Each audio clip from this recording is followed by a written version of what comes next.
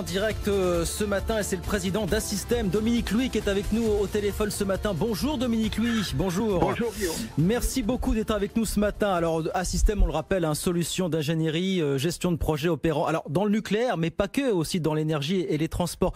Vous avez publié il y a quelques heures vos résultats du premier semestre. Alors chiffre d'affaires en baisse de quasiment 7%, 229 millions d'euros, parce que le confinement a eu des effets évidemment très clairement significatifs sur votre activité, Dominique Louis.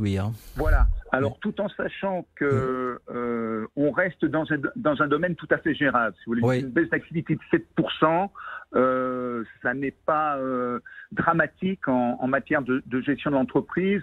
D'autant plus que lorsqu'on regarde le prochain semestre, on s'aperçoit qu'on sera en croissance, y compris sur l'année dernière. Et ça, bien sûr, grâce à notre présence, essentiellement, le secteur en croissance, c'est le nucléaire, et plutôt à l'international. Oui.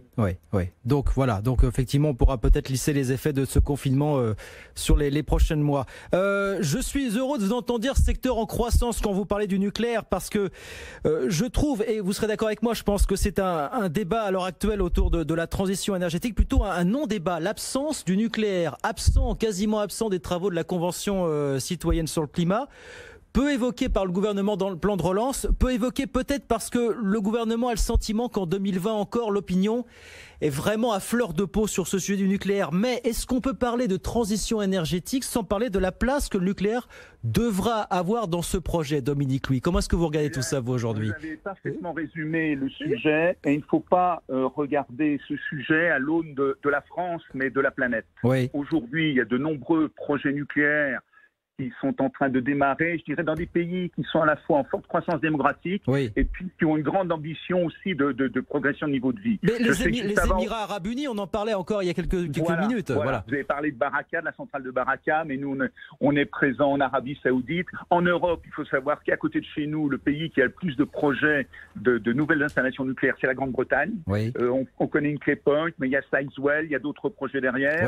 Donc, à l'échelle de la planète, lorsque vous regardez les travaux du GIEC, le nucléaire est cité comme une des sources d'énergie décarbonée incontournable si on veut respecter les 2 degrés. Et on sait que les 2 degrés, ce sera très difficile. Alors pourquoi en France, alors que la France a fait sa transition énergétique, j'allais dire, il y a 50 ans, et finalement, ce qui s'est passé, c'est ça.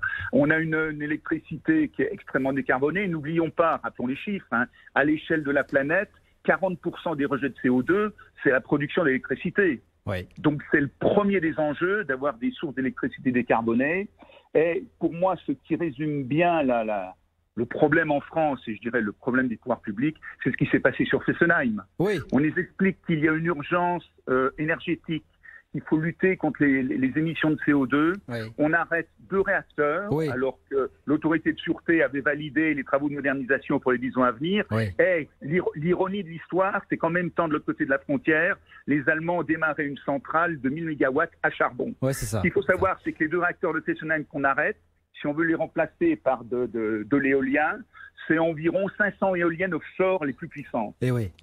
Donc vous voyez les enjeux. Alors malheureusement, des centrales à charbon derrière, évidemment, si on veut compenser le manque d'énergie créé finalement. Alors en fait, là je crois qu'au niveau de la planète, il y a un consensus pour éliminer dans les décennies qui viennent le charbon. Mais le grand vainqueur va être le gaz. Bien sûr.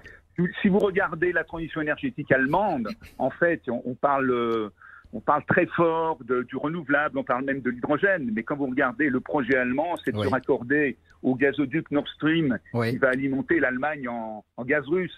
Et j'allais dire qu'aujourd'hui, le risque pour la France, c'est pas de l'éolien. Aujourd'hui, il est stupide d'opposer l'éolien au nucléaire. Si l'éolien, je cite moins le solaire, parce que c'est vrai que la France est peut-être moins bien placée que d'autres pays pour développer beaucoup de solaire. Mais le vrai risque, ce serait le retour du gaz. C'est l'échec. Et ensuite, on peut se demander pourquoi cette filière, qui était une filière championne en France il y a quelques décennies, et d'ailleurs on a voulu nous faire croire que si on était les meilleurs dans le nucléaire, c'est parce qu'on était les seuls dans la course. Une fois de plus, si l'on se projette à 20-30 ans, on s'aperçoit que le grand acteur du nucléaire à l'échelle de la planète demain, ce seront les Chinois. Bien sûr. Donc si vous voulez, le problème, c'est ces enjeux politiques. Le nucléaire est otage des enjeux politiques et à très court terme. Mais justement, c'est incroyable de voir à quel point le gouvernement est d'une prudence dessus encore sur le sujet. Je vous cite Barbara Pompili, numéro 2 du gouvernement, ministre en charge de la transition énergétique, qui nous disait après 2035, on sait qu'en 2035 la part du nucléaire doit tomber à 50%, mais après 2035, il faudra faire un choix, soit conserver une bonne base de nucléaire, soit accélérer vers le 100% renouvelable. Vous voyez, là aussi encore en 2020, on continue d'opposer les sources d'énergie les unes envers les autres. Enfin, c'est quand même affolant, Dominique. Mais en plus, ce sont des propos extrêmement choquants et je suis surpris que la ministre puisse tenir ce genre de propos, parce qu'on sait bien que si on ne prend pas la décision assez rapidement, c'est-à-dire entre 2020 et 2025, il sera impossible de relancer une filière industrielle. Vous savez, le nucléaire, c'est à la fois de l'industrie de haute technologie et de l'industrie très lourde. Donc dire qu'on va décider après 2035, c'est dire que de toute façon, il n'y aura pas de nucléaire, ou alors s'il y a du nucléaire, on l'achètera aux Chinois. La France sera incapable. On voit déjà les problèmes de Flamanville, parce qu'on a arrêté nos filières pendant plusieurs décennies. Donc dire ça, c'est dire qu'il n'y aura pas de nucléaire. Et aujourd'hui, c'est lâcher la proie pour l'ombre, parce que je sache, aucun pays n'a su développer une production d'électricité totalement renouvelable. Et aujourd'hui, on entend parler de tas de choses. Maintenant, on nous parle de l'hydrogène, parce que, si vous voulez, ce qu'on ne sait pas résoudre, c'est le problème de l'intermittence aléatoire et donc du stockage de l'électricité. C'est ça le grand obstacle aujourd'hui au développement encore plus marqué des énergies renouvelables, du solaire, de l'éolien, c'est le stockage. Ça reste, voilà, c'est l'intermittence qu'on appelle l'intermittence. On invente des concepts magiques, les réseaux intelligents, mais si à un moment donné, vous avez plus besoin d'électricité que le vent est capable de vous en donner, vous pouvez mettre toute l'intelligence que vous voulez dans les réseaux, ça ne marchera pas. Et tout le monde le sait.